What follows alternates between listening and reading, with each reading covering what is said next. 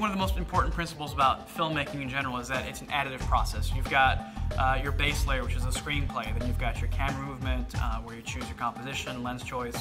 Obviously, you have a dialogue, you have Foley, which is additive sound, you have soundtrack.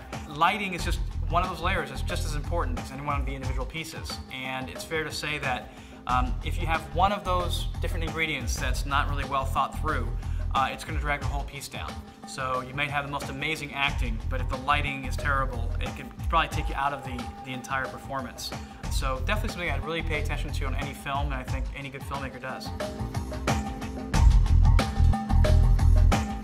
As you transition from shooting stills to video, you're going to find that in terms of reference, in terms of equipment, light meters are just as useful in photography as they are in filmmaking. You still need to be able to judge the light, judge ratios, judge shadows, see which light is overexposing your key and by how much.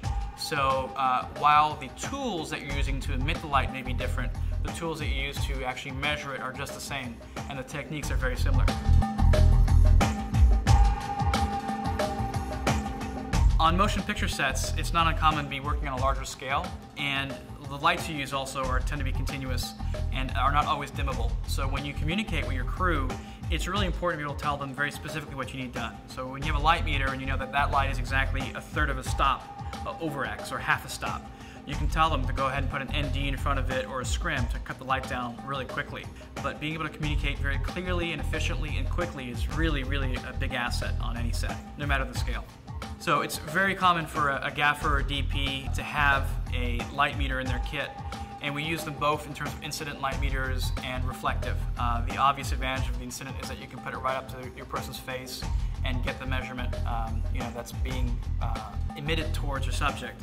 And the spot meter obviously allows you to measure at a greater distance, which is very important on a number of occasions. You just want to see what that background is looking like, or if you're using natural light as well and trying to mix that in. Definitely two tools that you really want to have in your arsenal. The beauty of these tools is that they're calibrated and they're consistent. And when this says F2 or T2, depending on the nomenclature you're using, that's T2, period. And that's something that's really important to have, is something you can really rely on, and check out your monitors, check out the false color as well as the waveform monitors, but know that this is confirming those measurements and vice versa. If you'd like to find out any more information about the Sekonic light meter or any of the other tools that I use on my HD DSLR productions, feel free to check out my blog.